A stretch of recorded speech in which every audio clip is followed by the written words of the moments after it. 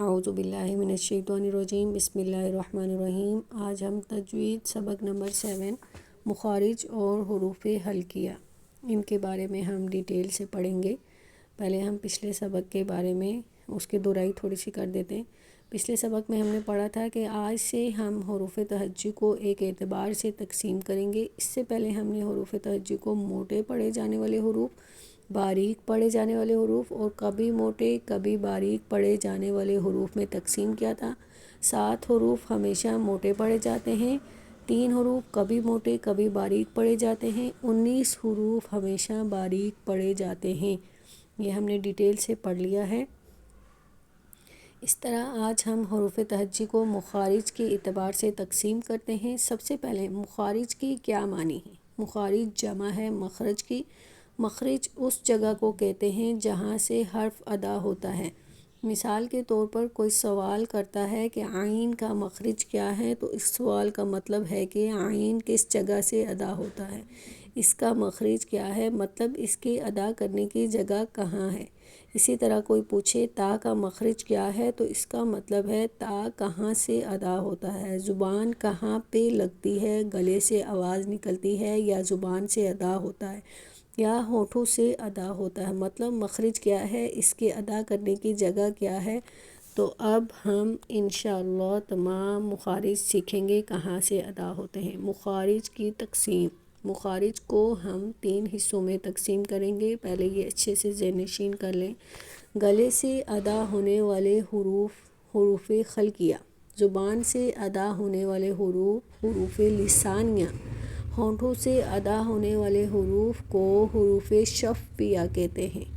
گلے سے ادا ہونے والے حروف، گلے سے 6 حروف ادا ہوتے ہیں، انہیں انگلش میں تھروٹ لیٹرز کہا جاتا ہے، عربی میں انہیں حروف حلقی یا حروف حلقیہ کہا جاتا ہے، اردو میں انہیں گلے سے ادا ہونے والے حروف کہتے ہیں۔ گلے کے 3 حصے ہیں گلے کے 3 حصے ہیں، ہر حصے سے 2 حروف ادا ہوتے ہیں۔ گلے سے ادا ہونے والے، گلے سے 6 حروف ادا ہوتے ہیں، ان کو ہم 3 حصوں میں تقسیم کر لیا۔ ادنیٰ خلق، اوپر کا حصہ، ایک سب سے اوپر والا حصہ جو زبان کی جڑ کے ساتھ ہوتا ہے۔ گلے کے اوپر والے حصے سے 2 حروف ادا ہوتے ہیں، غین خا۔ گلے کے اوپر والے حصے کو ادنیٰ خلق کہتے ہیں، 2 حروف ادا ہوتے ہیں۔ وسطی خلق، درمیانہ حصہ، ایک درمیانہ والا حصہ جہاں گلے کی ہڈی نمایاں ہوتی ہے، گلے کے درمیان سے بھی 2 حروف ادا ہوتے ہیں، عین ہا۔ اوپر ادنیٰ خلق، اوپر والے حصے سے غین خا اور نیچے والے حصے سے عین ہا۔ اقصی خلق، نیچے کا حصہ، سب سے نیچے والا حصہ جو سینے کے ساتھ ہوتا ہے، گلے کے نیچے 2 حروف ادا ہوتے ہیں، حمزہ ہا۔ اس نیچے والے حصے کو اقصی خلق کہا جاتا ہے۔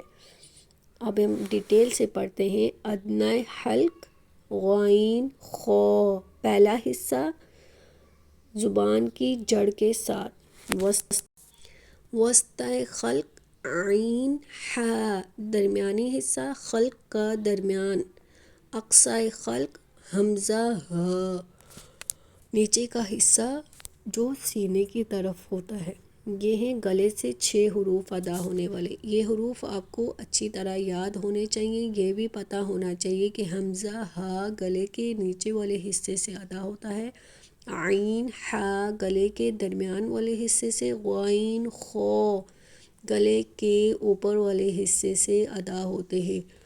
ان کی آوازوں میں فرق کرنا ہے ادا کرتے وقت اور بہت پریکٹس کرنی ہے۔ حمزہ زبر آ، حمزہ زیر ای، حمزہ پیش او، آ ای او، حمزہ زبر آ، ہا زبر ہا، ہا زیر ہی، ہا پیش ہو، ہا ہی ہو۔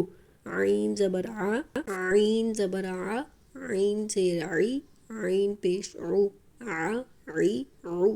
ہا زبر ہا، ہا زیر حی، ہا پیش حو، ہا ہی ہو۔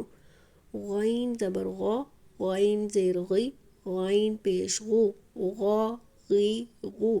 خا زبر خا، خا زیر خی، خا پیش خو۔ خو، خی، خو، ان سب حروف کو حروف حلقیہ کہتے ہیں۔ ادنیٰ خلق، وسطی خلق، درمیان والا حصہ اور سب سے نیچے والا شفیہ، حروف شفیہ بھی کہا جاتا ہے ان حروف کو، اور سب سے نیچے والے حصے کو اقصی خلق، اوپر والا حصہ، درمیانی حصہ اور سب سے نیچے گلے کے اوپر والا حصہ، سب سے گلے کے نیچے والے حصے سے حمزہ ہا، درمیانی حصے سے عین ہا، اوپر والے حصے سے غین خو۔ نماز میں حروف حلقی کی پریکٹس، ہمیں نماز پڑھتے وقت خاص طور پر ہر حروف کے مخرج کا خیال کرنا ہے، خاص طور پر ہا اور عین کی پریکٹس کرنی ہے، کیونکہ صرف پڑھنے سے نہیں ادائیگی ہوگی، آپ کو پریکٹس کرنی ہوگی۔ بہت خیال رکھنا ہے کہ حمزہ اور عین کی آواز میں فرق رکھنا ہے۔ حمزہ گلے کے نیچے سے ادا ہوتا ہے، عین گلے کے درمیان سے ادا ہوتا ہے۔ اسی طرح ہا اور ہا کے مخرج کا بھی خیال کرنا ہے۔ انہیں ملانا نہیں ہے۔ ثنا، سبحانک اللہم وبحمدک، حمدک، یہاں ہا اور ہا کی ادائیگی میں فرق رکھنا ہے۔ سبحانک اللہم ہم وبحمدک، تعوذ، اعوذ باللہ، یہاں حمزہ اور عین کی ادائیگی میں فرق رکھنا ہے، اعوذ باللہ۔ سورۃ الفاتحہ، الحمد للہ رب العالمین الرحمن الرحیم، یہاں ہا کی ادائیگی بہترین کرنی ہے، الحمد للہ رب العالمین الرحمن الرحیم۔ سورۃ الاخلاص، قل هو اللہ احد ولم یکن له کفوا احد، یہاں ہا اور ہا کی ادائیگی میں فرق رکھنا ہے، قل هو اللہ احد ولم یکن له کفوا احد۔ رکوع کی دعا، سبحان ربی العظیم، سبحان ربی العظیم، یہاں عین اور ہا کی ادائیگی بہترین کرنی ہے، سبحان ربی العظیم۔ قوما کی دعا، سمع اللہ لمن حمدہ، یہاں عین اور ہا کی ادائیگی بہترین کرنی ہے، سمع اللہ لمن حمدہ، خمیدہ نہیں پڑھنا ہے، حمیدہ، سمع اللہ لمن حمدہ۔ یہ ہم نے اس کو اچھے سے ان حروف حلقیہ کو ذہن نشین کرنا ہے، ان کی جتنی پریکٹس کریں گے اتنے ہمارے مخارج کی ادائیگی اچھی طرح سے ہوگی۔ جتنا ہم اس کو پریکٹس کے ساتھ اونچی آواز سے ادا کریں گے، ادنیٰ خلق، وسطی خلق، اقصی خلق، ان حروف کو اچھے سے ذہن نشین کرنا ہے۔ یہ ہمیں ہر جگہ آگے ان کی ضرورت پڑتی ہے، اور ہمارے ذہن میں ہوں گے تو ہم اچھے سے ان کو ادا کر پائیں گے انشاءاللہ۔ تشہد، التحیات للہ، سجدے کی دعا، سبحان، یہاں ہم خو نہیں پڑھیں گے، سبحان ربی اعلی، یہاں عین اور ہا کی ادائیگی بہترین کرنی ہے، وعلی عباد اللہ الصالحین، وعلی عباد اللہ الصالحین، حین میں خو نہیں پڑھیں گے، صالحین، عبدہ ورسولہ، یہاں عین کی ادائیگی بہترین کرنی ہے، عبدہ عبدہ ورسولہ، درود اللہم صلی علی محمد۔